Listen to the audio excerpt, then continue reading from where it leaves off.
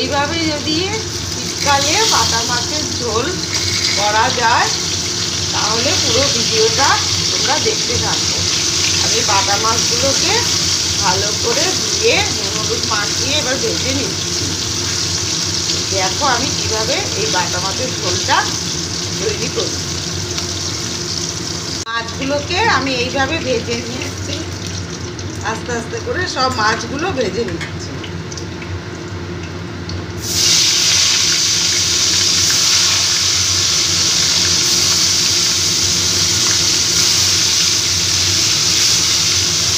মাছগুলো সব ভাজা হয়ে গেছে। ওই তেলে কালো জিরে ফোড়ন দিলাম। ফোড়ন দিয়ে আমি এইভাবে সিম আর আলু কেটে রেখেছি, সিম আর আলুটা তেলের মধ্যে একটু ভেজে নেব।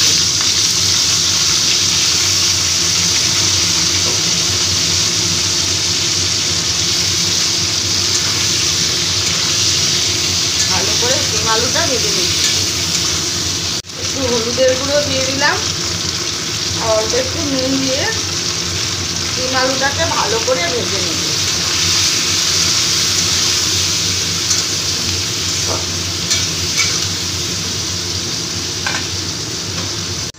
সিম আলুটা ভালো করে ভেজে নিয়ে এবার আমি একটা মশলা বেটে রেখেছি, একটু কালো জিরে, জিরে, কাঁচা লঙ্কা, ধনেপাতা একসাথে বেটে রেখেছি, মশলাটা দিয়ে দিলাম আর দুটো চেরা কাঁচা লঙ্কা দিয়ে দিলাম।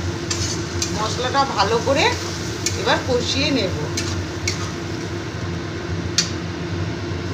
হলুদের গুঁড়ো দিয়ে দিচ্ছি আর একটু স্বাদ মতো নুন দিয়ে দিচ্ছি। তখন ভাজার সময় আমি নুন দিয়েছি, এখন কম করে একটু নুন দিচ্ছি। এবার মশলাটাকে ভালো করে কষিয়ে নেব।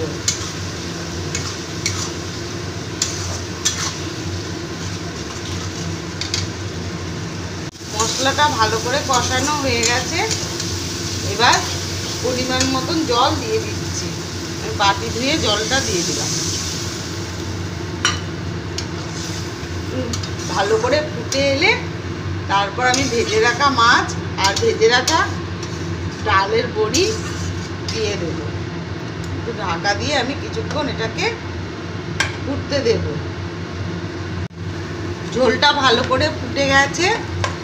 এবার দেখো আমি ভেজে রাখা মাছ আর আমার ডালের বড়িগুলো সব দিয়ে দিচ্ছি।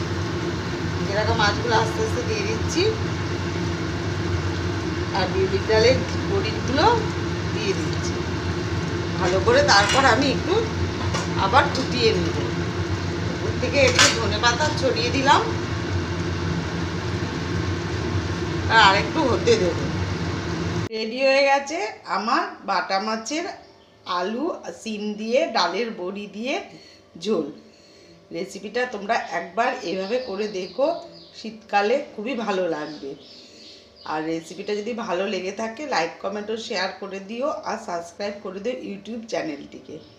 ধনেপাতা দিয়ে আর বাটা মাছের ঝোল, সিম আলু বেগুন ডালের বড়ি দিয়ে তোমরা একবার এইভাবে করে দেখো, গরম ভাতের সাথে খুবই ভালো লাগবে।